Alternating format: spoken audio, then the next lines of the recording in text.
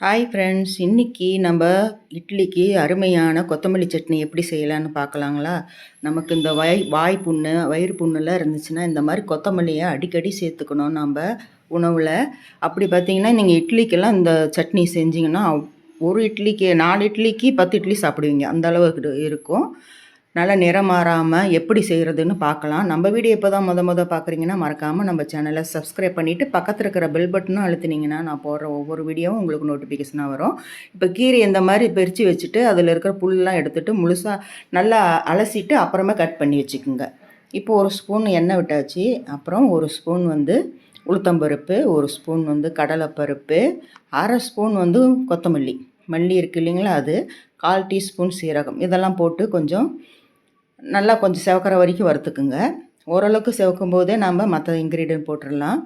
ஒரு 4 பச்சை மிளகா, காரத்துக்கு ஏற்ப மாதிரி 4 பச்சை மிளகா, ஒரு சின்ன நெல்லிக்காய் அளவுக்கு புளி, அதில் போட்டாலே போதும். இந்த புளிப்பு நம்ம தக்காளி போட்டோன்னா சட்னி கலர் மாறிடும். அதனால் ஒரு பெரிய வெங்காயம் கொஞ்சம் சின்ன சைஸாக இருக்கிறது எடுத்துக்கோங்க.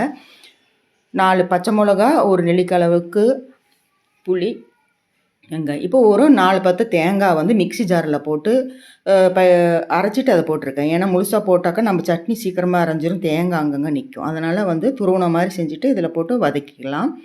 இந்த மாதிரி பச்சை வாசனை போகிற வரைக்கும் நம்ம எல்லாம் வதக்கிட்டு அப்புறமே நம்ம கொத்தமல்லியை இஞ்சி பூண்டு பேஸ்ட்டு கொஞ்சம் இஞ்சி பூண்டு பேஸ்ட் இல்லை, 4 பல் போட்டுக்குங்க. நம்ம முன்னாடியே போட்டிருக்கணும், பருப்பு போடுறோம் இல்லையா, அப்பயே போட்டிருக்கணும், நான் மறந்துட்டேன்.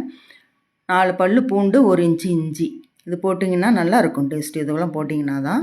இப்போ பார்த்தீங்கன்னா கொத்தமல்லி நான் முழுசாக இருக்கும்போது நல்லா அலசிட்டு அப்புறமே கட் பண்ணி போட்டு வதக்குறேன். ஏன்னா அப்படியே முழுசாக போட்டு வதக்குனா மிக்ஸி ஜாரெலாம் மாட்டிக்கும். இதெல்லாம் பிகினர்ஸுக்கு நான் சொல்கிறது. நல்லா சமைக்கிறவங்களுக்கெல்லாம் நல்லா தெரியும். பிகினர்ஸு சின்ன பொண்ணுங்கெல்லாம் சமைக்கும்போது இந்த டிப்ஸ் எல்லாம் நீங்கள் ஃபாலோ பண்ணிக்கிங்க. முழுசாக போட்டு அரைச்சிங்கன்னா அந்த மிக்ஸி ஜாரில் மாட்டிக்கும். அதனால் கட் பண்ணி போட்டுருங்க. இப்போ கீரை போட்டு ரொம்ப இருக்கும்போது உப்பு போட்டுறாதீங்க. நிறையா இருக்கிற மாதிரி இருக்கும், அந்தளவுக்கு உப்பு போட்டுறாதீங்க. நம்ம கொஞ்சம் வதக்கினதும் கம்மியாயிடும், அதுக்கு தகுந்த மாதிரி தான் உப்பு போடணும். இப்போ தேவையான அளவு உப்பு போட்டாச்சு. நல்லா வதக்குங்க. வதக்கிட்டு நல்லா ஓரளவுக்கு ரொம்ப தீயிற அளவுக்கு வதக்கினீங்கன்னா சட்னி கலர் மாறிடும். இந்த பக்குவத்துக்கு இருந்தால் போதும். இப்போ பாருங்கள், அரைச்சிட்டு வந்துடலாம். எப்படி இருக்குது, இதுக்கு ஒரு சின்ன தாளிப்பு கொடுத்துடலாம். எவ்வளோ அருமையாக இருக்குது பாருங்கள். சட்னி கொஞ்சம் கூட மிச்சமாகாது, அப்படியே சாப்பிட்ருவாங்க. எங்கள் வீட்டிலலாம் இந்த பசங்களுக்கெல்லாம் இது ரொம்ப பிடிக்கும். இப்போ ஒரு தாளிப்பு கரண்டியில் ஆயில் விட்டுருக்கேன். கடுகு, உளுத்தம் பருப்பு இதெல்லாம் போட்டுக்குங்க. போட்டுட்டு ஒரு வரமிளகாயை கிள்ளி போட்டுருங்க. போட்டுட்டு அப்புறம் கருவேப்பிலையை அலசி அதையும் போடும்போது கரண்டியை தூக்கி பிடிச்சிக்குங்க. இது பிகினர்ஸுக்கு சொல்கிறது தான். ஏன்னா அப்படியே போட்டோன்னா இந்த தெரிக்குது பார்த்தீங்களா, அதெல்லாம் தீ பிடிக்கிறதுக்கு அடுப்பு சிம்மில் இருக்கும்போது இது ஒன்றும் ஆகாது. நம்ம அதிகமாக தீ வைக்கும்போது அந்த கரண்டிக்கு மேலே வரும். அப்போ நீங்கள் கருவேப்பிலை போடும்போது அது தீ பற்றும்.